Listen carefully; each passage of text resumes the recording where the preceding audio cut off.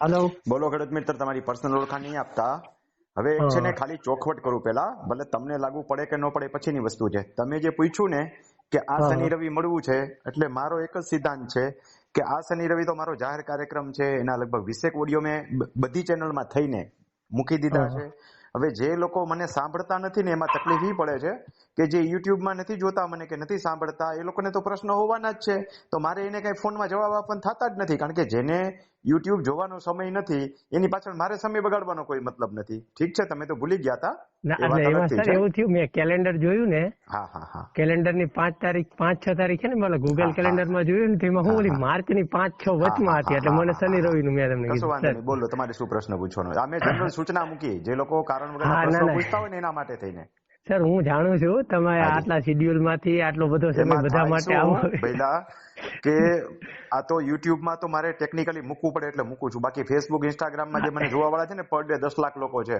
હવે જો બધા મને આવી રીતે આંગળી કરવાનું ચાલુ કરે ને તો હું આ સેવા ન કરી શકું. એટલે નિયમો તો ટાઈટ રાખવા જ પડે. ના સર, ના, હું પહેલેથી જોઉં છું ને તમને. આપણે નહોતા, આપણે વોટ્સએપમાં વાતે થઈ હતી, કીધું પેલા તો આપણે ફોન કરતા ને, કીધું યુટ્યુબ અથવા ટેલિગ્રામ ની મેં સજેશન કર્યું હતું તમને. હાજી, બોલો હવે પ્રશ્ન પૂછો.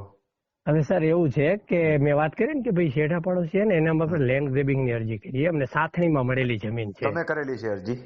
ના, સામે વાળા વ્યક્તિ આપણી પર કરેલી. એકવાર મળી જાજો ને, લેન્ડ ગ્રેબિંગમાં કઈ ખીલો નહીં મારી લી. હા, એટલે આમાં એક હતું કે ભાઈ એમને શું માપણી નું કીધું ને, પ્રાંત અધિકારી કહ્યા કે માપણી કરેલી, આપણે માપણી કરી લીધી, પણ ઓલે શું પૈકી માપણી થઈ તો આપણી તમારા કેસમાં હા, તો આપણી માપણી સીટ આવી જવી. એને સર શું કીધું કે ભાઈ મારી જમીન તો છે ઘટે છે, એટલે કે છે જ નહીં એમ કરીને એને હે ને એને પોતાની જમીન નો મપાવી. સમજ્યા? એ સાથણી વાળો છે કે જુદો? સાથણી બે ને સાથે જ મળેલી છે. કાંઈ વાંધો નહીં, તમે તમારી સાથણીના અધિકારી, તમારી પાસે સ્કેચ કે કઈ હશે જૂનું કે નથી? હોય તો જ માપણી થઈ હોય ને, પણ સ્કેચ હોય તો જ માપણી થઈ હોય. એટલે એમાં હું સાહેબે કીધું હતું ને, એટલે માપણી વાળા ચોખ્ખું આમને આવીને કીધું કે સાહેબે કીધું હોય ને એટલે અમે આવી કે બાકી નગર આવી રીતે સાથણી વાળી જમીન હોય તો માપવા જ ન આવી નથી થતી. એને ન મપાવ્યું હોય તો એનું કામ જાણે, તમને કઈ થશે નહીં. એને શું કીધું ખબર કે તમે હારે રહીને તમારી જમીનમાં અમને માપવા દો. આપણે કઈ જરૂર નથી, આપણે દરેકે પોતાની કબજાની માપણી જ કરવાની હોય આવા કેસની અંદર. હા, એટલે અમે તો દબાવેલી નીકળે આપણે એની, તો આપણે એને પાછી દેવી પડે અથવા લેન્ડ ગ્રેબિંગ ની પ્રક્રિયા થાય. પણ તમારી ચિંતા કરવાની જરૂર નથી. તમારે તમારી જેટલી જમીન નીકળે છે કે વધારાની નીકળી? હા, ના, અમારી પાસે છે સર, પણ કઈ છે કે અમારા બીજા દિશામાં છે, પાછી અમારી છે ને સર. એમાં ઈ શું કરે છે કે અમારા દાદા સાથે જમીન જે હતી કે નહીં, અમે કેમ આપણે વધારે જગ્યા છે તમારી પાસે? એટલે ઈ આખી વાત કરું સર, વધારે છે પણ કેવી રીતે કે અમારા દાદા સાથે અમારી જે જમીનના હાટા પાટા કરેલા છે ને, તો મારા દાદા એમને શું કર્યું કે ભાઈ મારા હું પેલા તો અમારા હજી અમે સાથે જ બોલે વ્યવહાર છે, તો મારા દાદા ને વેચવી હતી ને. આખી મેટર સમજી ગયો, એ બીજી દિશાની થઈ આખી. હા, એને એ પછી સાથણી વાળી હતી કે સાથણી વાળી નહોતી? ના, ઈ સાથણી વાળી નહોતી. બસ તો હાલો. જો સાથણી વાળી હોય ને તો ખસવું પડે, કારણ કે સાથણીમાં સ્કેચ રોજકામ હોય નહીં એટલે ખસવું પડે. પણ સાથણી વાળી ન હોય ને એ બાજુની જગ્યા બીજી છે, એ તમારી જૂની શરત વાળી જમીન હોય બાપ દાદા વખતની, તો એ તરફ ખસવાની જરૂર નથી. નવી જૂની છોકરા ભેગા ન થાય કોઈ દી. અને હવે એને સર શું કર્યું, પેલા જો અમારી ઉપર કોર્ટમાં કેસ દાખલ કરી દીધો, તો દાવો ચાલુ છે. પછી અમને વકીલે કીધું એટલે અમે કીધું હાલો અમે કર્યો સામે, કારણ કે આપણે તો શું કે વકીલ કે કરવો પડશે આપણે, એટલે અમે કોર્ટમાં ચાલુ હતો. અને હવે લેન્ડ ગ્રેબિંગ ની અરજી એક વખત સાહેબે કરીને દફતર કરી નાખી, પછી ફરીથી કરી. તો કીધું લેન્ડ ગ્રેબિંગ ન કરતા, એને કરવી એટલી કરવા દો. ના, આપણે અમે સાહેબ અમે કોર્ટમાં અમે તો નહોતો. અમે હું શિક્ષિત, હું નોકરી કરું, હું મારા શિક્ષક છો તમે? હા, અને મારા પપ્પા રહ્યા ને એ સર અમે કોઈ દિવસ મારા પપ્પા ખેતી નથી કરતા. તમારા જેવું શિક્ષક જેવું કામ ચાલુ કર્યું છે, ખબર છે? ના, એ તો બધા બહુ કજિયાઓ છે ને. હવે એમાં ખેડૂત કઈ એટલું કમાતો નથી. ઉડતા કજિયા તમારે જેમ આવે છે બીજાને આવી જાય તો રેવન્યુ ની કોર્ટ ની અંદર જાતે લડી શકાય, એના માટેની તાલીમો આપવી. એવો બધા અલગ અલગ ટાઈપના કેમ્પ શરૂ કર્યા છે કે રેવન્યુ એન્ટ્રીઓ ચોખ્ખી કરી શકે, પોતાનો રેવન્યુ રેકોર્ડ ચોખ્ખો કરી શકે. હવે તો એ કેસ દાખલ થાય તો કેસમાં અરજી, અપીલ અને રિવિઝન બધું કરતા શીખવાડવું છે આપણે. ના, તો સર નહીતર આમાં શું થાય, વકીલ આમાં જમીનના ભાવ વધે ને એટલે શું થાય કે માગે એ આપણે આપી. પણ આપણે દરેકને સાક્ષર જ કરવા છે. તમે જેમ દાલમંદીથી શીખવાડો છો, આપણે શીખવાડવું છે. એટલે ઈ સર પાછું એ કેવું છે કે આ જે જમીન રહી ને એમના મમ્મીને છેક મળેલી છે અને અત્યારે જમીનોના ભાવ વધ્યા ને હવે આટલા વર્ષે એને યાદ આવ્યો સમજો.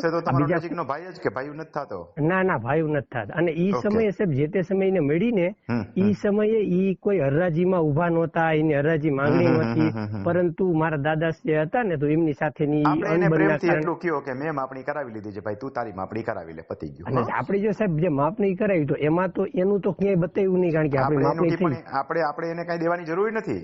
તમારે તમારી કોપી એને આપવાની જરૂર નથી, એ પ્રાંત અધિકારી સાહેબને આપવાની જરૂર પડે તો. બરોબર છે, અહીંયા ક્યાંય આપવાની થતી નથી. તો આ ગુરુવારે સર અમને ફરીથી પાછા બોલાવ્યા છે. હા તો એ તો બોલાવે, તારીખો આવશે તો, પણ તમને કઈ ચિંતા કરવાની જરૂર નથી. હા તો સાહેબ મારે એ પૂછ્યું હતું કે જે સિવિલ મેટર ચાલુ છે તો આપણે ઈ રજૂ કરી શકીએ કે ભાઈ કોર્ટ જે કરશે એ અમને આ તો શું થાય, નહીં તો દર ગુરુવારે સર મુદત પડે, હું નોકરી પર હોય. એટલી બધી મુદત ન પડે. આવા કેસની અંદર 5 થી 7 થી વધારે મુદત પડતી નથી. કેટલી મુદત ગઈ અત્યાર સુધીમાં? હા સર, અમારે જો પહેલી વાર થઈ, પછી સ્થળ મુલાકાત આવી ગયા, પછી પાછા બોલાયા, પછી પાછા દફતરે થઈ, ફરીથી પાછી અત્યારે ચાલુ છે તો 2 મુદત થી પાછું આવે. જો સાંભળો, આ બીજી અરજી છે. એક અરજી હોય ને કોઈ પણ, એમાં 5 થી 7 મુદત થાય. બીજી વાર અરજી થાય તો પાછી બીજી 5 થી 7 થાય. ત્રીજી વાર પાછો હોય તો 2000 રૂપિયા ભરીને તો પાછી 5-7 થાય. તો સર આજે સિવિલ મેટર ચાલુ છે, ટોયલ એન્ડ ગ્રેબિંગ ની થઈ શકતી છે? તપાસ તો થઈ શકે ને, શું કામ ન થઈ શકે? એમાં તમને સજા ન થાય, તપાસ તો થાય ને.